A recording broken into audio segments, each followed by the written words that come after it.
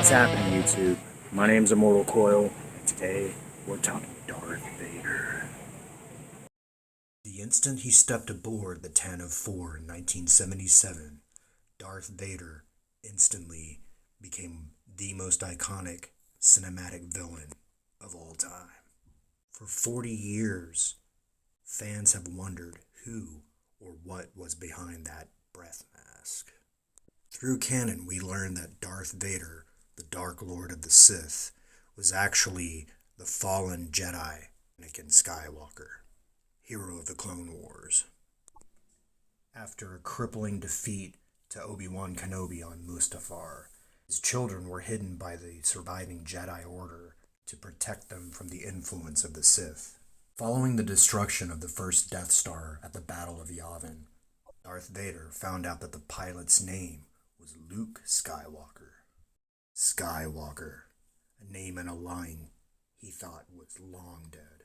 For the first time, Vader realizes he has a son and vows to compel him to the dark side, after which they would topple Palpatine and rule the galaxy together as father and son. He will be mine. It will all be mine. There are 2 new releases in the Star Wars universe beginning in 2020, both of which take place immediately following the events of The Empire Strikes Back. Luke loses his hand, refuses the Dark Lord's offer, and plummets to whatever fate the Force would will. Star Wars 2020 follows Luke Skywalker, also tries to explain how Anakin's lightsaber wound up with Maz Kanata. Kind of lame and predictable, but we'll see where it goes. 2020's Darth Vader, on the other hand, follows a Sith Lord, determined to find out where Luke had been hiding all those years and what made him so weak. It's always been somewhat disturbing to me. This modern Disney era of Star Wars, it's usually the comic books and pulp paperbacks where the characters, the classic characters, receive their due honor. I very much enjoyed Charles Soule's 2017 Darth Vader comic run. Very good, very peak moments in that character's mythology. In the first issue of Darth Vader, Greg Pak does a very good job storytelling-wise. And if I viewed this isolated with no knowledge of any other Star Wars comic book, I would be very, very pleased. Unfortunately, my enjoyment of this fizzled as soon as I realized that Disney had violated its own canon. Let me explain. The search to uncover Luke Skywalker's past as he was hidden from his father takes him to Tatooine, to the Lars homestead. Vader is accompanied by a forensics droid whose motivator he had modified to immediately self-destruct if he ever reveals anything that he has discovered on this particular mission. As Vader walks through the homestead, he relives the moments in his former life, his emotions hidden by his breath mask.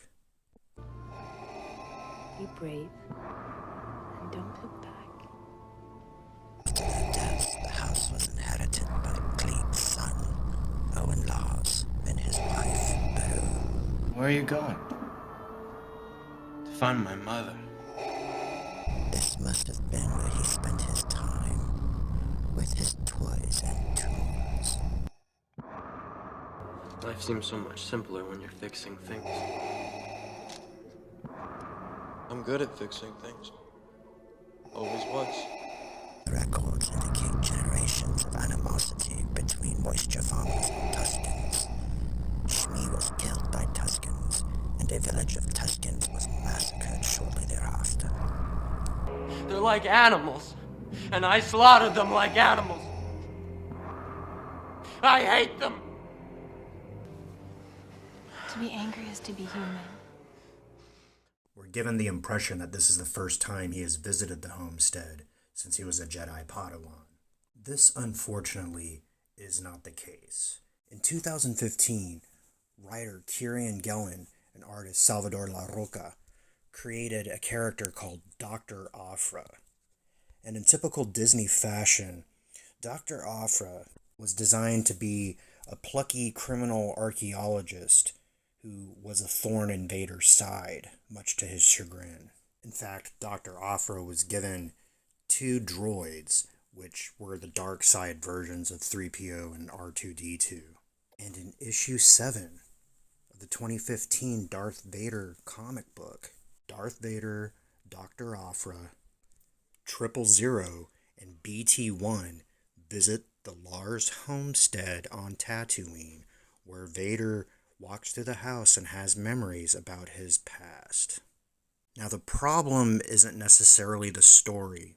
I think it's interesting for the audience to see Vader go back to this place that featured prominently in his fall to the dark side. What I do take issue with is the laziness of Disney Lucasfilm story group for their inability to communicate the fact that the story had already been told in canon. So here you have Vader going to the Lars homestead for the first time, being flooded by memories, where in the other story he went to the Lars homestead and was flooded with memories. I can appreciate Disney being willing to tell stories in the original trilogy era, especially following the most significant movie cinema plot twist in history. But you'd never see that kind of thing happen in X-Men. You'd never see that sort of thing happen in Superman or Batman. Now sure, Superman and Batman predate Darth Vader by 40 years, but the people who write and contribute to the lore cared enough about those characters to not only, number one, become an expert in their lore prior to applying for a job. Indeed, it's probably their love for the character that landed them at that job. What I'm concerned about mostly is Disney's agenda, and I don't want to see Darth Vader be mistreated, because really you can't. The more you fuck with Vader, the angrier he gets and the better he is at what he does. Although I do have to say, he did push Dr. Afra out of an airlock. So, there you have it. My thoughts on why Darth Vader #1 violates Disney canon. My name is Mortal Coil. Like, share, subscribe, drop me a comment. Let me know what you want to see covered on future editions of Savage Spirituality. Check out my brothers and sisters in the Fandom Menace.